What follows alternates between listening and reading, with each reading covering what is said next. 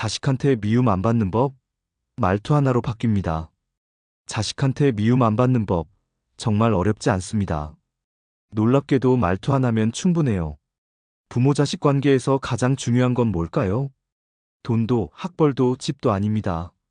바로 입에서 나오는 그 한마디예요. 어떤 말투를 쓰느냐에 따라 자식은 부모를 가까이 하기도 하고 멀리 하기도 합니다. 마치 악기를 연주할 때 같은 음이라도 터치가 다르면 전혀 다른 소리가 나듯이요. 오늘은 자식에게 사랑받는 부모가 되는 말투의 비밀을 풀어보겠습니다. 첫째, 지적 대신 공감하는 말투를 써보세요. 너 그걸 왜 그렇게 해? 이 말 한번 떠올려 보세요. 이 말 속에는 비난이 숨어 있어요. 자식은 이 말을 들으면 방어적이 됩니다. 엄마 아빠는 날 믿지 않는구나. 이렇게 받아들이게 되죠. 마치 시험에서 틀린 답만 빨간 줄로 긋는 것과 비슷해요.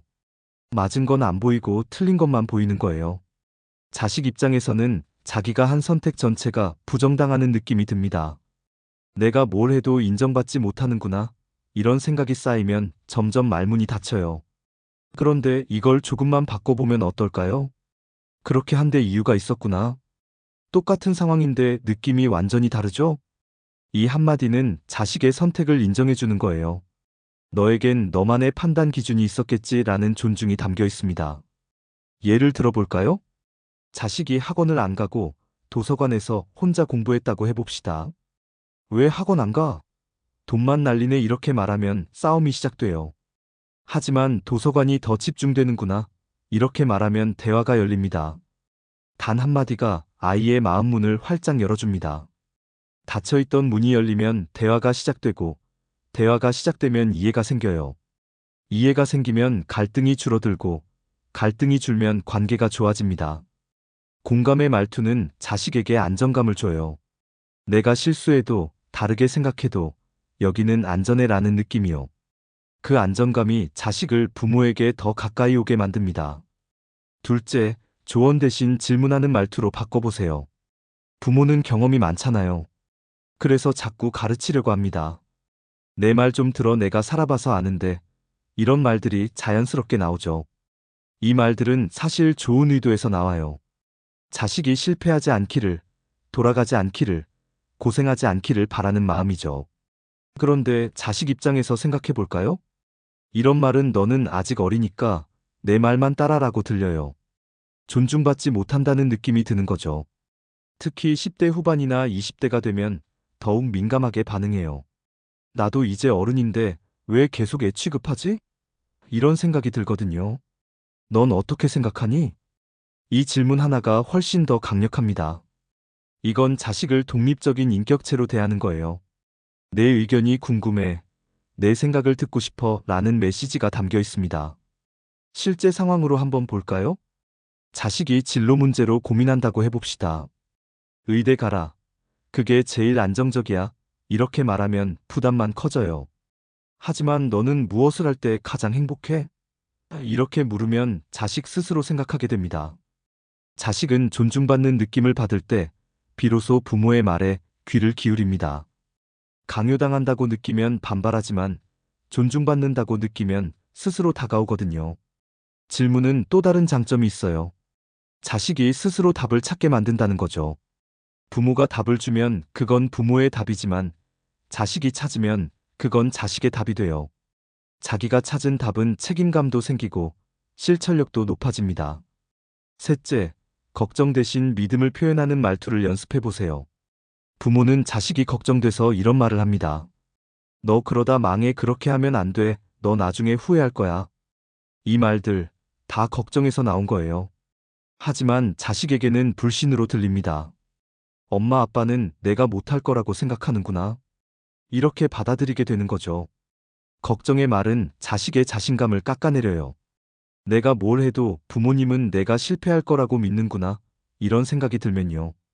실제로 도전하기도 전에 포기하게 됩니다. 자기 부모조차 믿지 않는데 누가 믿어주겠어요? 그래도 잘 해낼 거야. 이 한마디의 힘은 정말 대단해요. 같은 걱정이라도 표현 방식이 완전히 다릅니다. 이건 자식의 능력을 믿어준다는 신호거든요. 네가 어려움을 만나더라도 분명 헤쳐나갈 수 있어. 라는 응원이 담긴 말이에요. 구체적인 상황을 볼까요? 자식이 창업을 하겠다고 한다면요. 지금 취업도 어려운데 무슨 창업이야, 망하면 어쩌려고, 이렇게 말하면 자식은 주눅들어요. 하지만 네가 준비한 만큼 좋은 결과가 있을 거야. 응원해, 이렇게 말하면요. 자식은 더 열심히 준비하게 됩니다. 누군가 나를 믿어준다는 게 얼마나 큰 힘인지 몰라요. 이런 믿음의 한마디가 자식의 자존감을 세워줍니다. 자존감이 높은 아이는 실제로 더 잘 해내요. 나는 할 수 있어 라는 마음이 생기면 어려움도 극복하게 되거든요. 믿음은 예언이 되기도 해요. 넌 잘할 거야 라고 믿으면 정말 잘하게 되고요. 넌 못할 거야 라고 불신하면 정말 못하게 됩니다. 이걸 심리학에서는 자기실현적 예언이라고 부르죠. 넷째, 명령 대신 부탁하는 말투로 전환해 보세요. 지금 당장 해, 빨리 치워, 왜 말을 안 들어? 이런 명령조의 말들 익숙하시죠? 부모가 권위로 밀어붙이면 자식은 반항하고 싶어집니다. 특히 사춘기나 성인이 된 자식에게는 더욱 그래요. 명령은 상대방을 아래로 보는 말투예요. 군대나 회사에서 상급자가 하급자에게 쓰는 방식이죠. 가정에서 이런 말투를 쓰면 어떻게 될까요?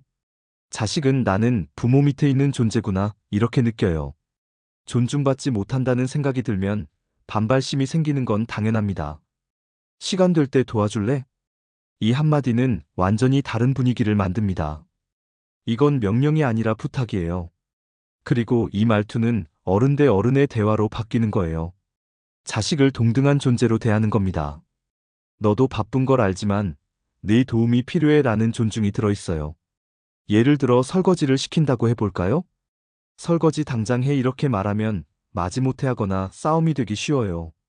오늘 엄마가 좀 피곤한데 설거지 좀 도와줄 수 있어? 이렇게 부탁하면요. 자식도 엄마가 힘드시구나 하면서 기꺼이 도와주게 됩니다. 이렇게 부탁을 받으면 자식도 자발적으로 움직이고 싶어집니다. 억지로 시키면 마지못해 하지만 부탁을 받으면 기꺼이 하게 되는 게 사람 마음이거든요. 부탁에는 상대방을 신뢰한다는 뜻도 담겨 있어요. 네가 나를 도와줄 거라고 믿어라는 메시지죠. 이런 신뢰를 받으면 자식도 그 기대에 부응하고 싶어집니다. 다섯째, 비교 대신 인정하는 말투를 사용해 보세요. 누구는 잘하던데 옆집 애는 벌써 취직했는데. 이런 비교의 말들 정말 흔하죠. 부모는 동기부여를 시키려고 이런 말을 해요. 이 친구 좀 봐. 너도 저렇게 하라는 거야? 이런 의도인 거죠. 하지만 자식에게는 독이 됩니다. 나는 있는 그대로는 사랑받지 못하는구나, 이렇게 느껴지거든요. 비교는 자식의 자존감을 무너뜨려요. 나는 누구보다 못한 사람이구나, 이런 생각이 들면 의욕이 사라집니다. 심지어 비교 대상인 친구나 형제를 미워하게 되기도 해요. 그리고 부모에 대한 원망도 쌓입니다. 왜 나를 있는 그대로 봐주지 않고 자꾸 남과 비교하지? 너 나름대로 정말 노력했구나. 이 한마디가 자식의 마음을 가장 깊이 움직입니다. 결과가 아니라 과정을 봐주는 거예요. 네가 얼마나 애썼는지 내가 알아라는 인정이 담겨 있습니다. 누구와 비교하는 게 아니라 자식 자체를 있는 그대로 보는 시선이죠. 구체적으로 보면요. 자식이 시험을 봤는데 성적이 안 나왔다고 가정해 볼게요. 옆반 1등은 90점 넘었는데 너는 왜 이래, 이렇게 말하면 자식은 상처받아요. 하지만 지난번보다 많이 올랐네. 정말 열심히 했구나, 이렇게 말하면요. 자식은 인정받았다는 느낌에 다음에 더 열심히 하게 됩니다. 이런 인정을 받으면 자식은 더 큰 도전을 하고 싶어집니다. 자신을 믿어주는 사람이 있다는 게 얼마나 큰 힘이 되는지 몰라요. 내가 비록 완벽하지 않아도 부모님은 날 사랑해 주시는구나. 이런 확신이 생기면 자식은 더 당당해집니다. 실패해도 괜찮다는 안정감 속에서 오히려 더 큰 성공을 이루게 돼요. 생각해보면 말투는 단순히 표현 방식이 아닙니다. 말투 속에는 부모의 태도, 가치관, 철학이 다 들어있어요. 같은 내용이라도 어떻게 말하느냐에 따라 관계가 완전히 달라집니다. 마치 같은 요리 재료로도 요리법에 따라 전혀 다른 음식이 나오는 것처럼요. 소금을 조금만 넣으면 맛있는데 너무 많이 넣으면 먹을 수가 없잖아요. 말투도 마찬가지예요. 결국 부모의 말투가 관계의 온도를 결정합니다. 차가운 말투는 관계를 얼어붙게 만들고 따뜻한 말투는 관계를 녹여줘요. 상처 주는 말 한마디는 오래 남습니다. 그 상처가 쌓이고 쌓이면 나중에는 회복하기 어려워져요. 몇 년, 몇십 년이 지나도 그때 들었던 말이 마음에 가시처럼 박혀있는 경우가 많아요. 넌 왜 그것밖에 안 돼? 동생은 착한데 넌 왜 이래? 이런 말들은 어른이 되어서도 계속 떠올라요.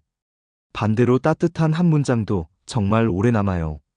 힘들 때마다 그 말을 떠올리며 버티게 되거든요. 너는 소중한 사람이야. 네가 있어서 행복해.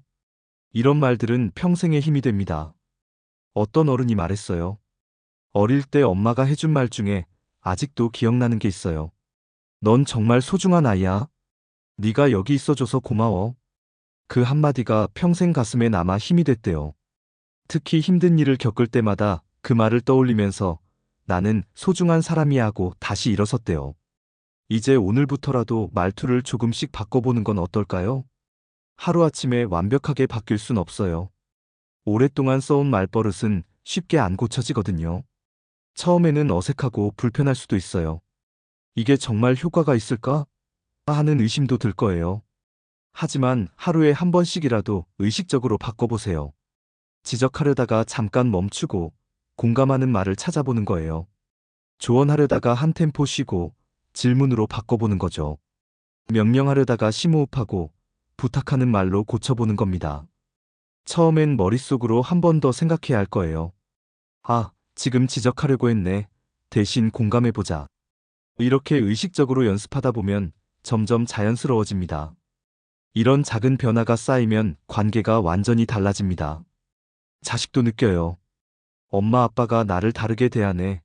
나를 더 존중해 주시네. 이렇게 느끼면 자식도 부모를 다르게 대하기 시작합니다. 서로를 향한 마음이 부드러워지는 거예요.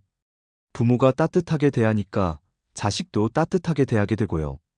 부모가 존중하니까 자식도 존중하게 됩니다. 말투를 바꾸는 건 결국 마음을 바꾸는 일입니다. 자식을 소유물이 아니라 독립된 인격체로 보는 마음이요. 내 경험을 강요하는 게 아니라 자식의 경험을 존중하는 마음이요. 내가 옳다고 믿는 길을 강요하는 게 아니라 자식이 선택한 길을 응원하는 마음이요. 그 마음이 말투에 담기면 관계는 저절로 좋아집니다. 억지로 좋아지려고 애쓰지 않아도 자연스럽게 가까워져요. 결국 자식이 부모를 미워하는 이유는 간단해요. 존중받지 못했다고 느끼기 때문이에요. 반대로 자식이 부모를 사랑하는 이유도 간단합니다. 있는 그대로 사랑받았다고 느끼기 때문이죠. 말투 하나로 이 모든 게 달라질 수 있어요. 오늘 저녁 자식에게 따뜻한 말 한마디 건네보는 건 어떨까요?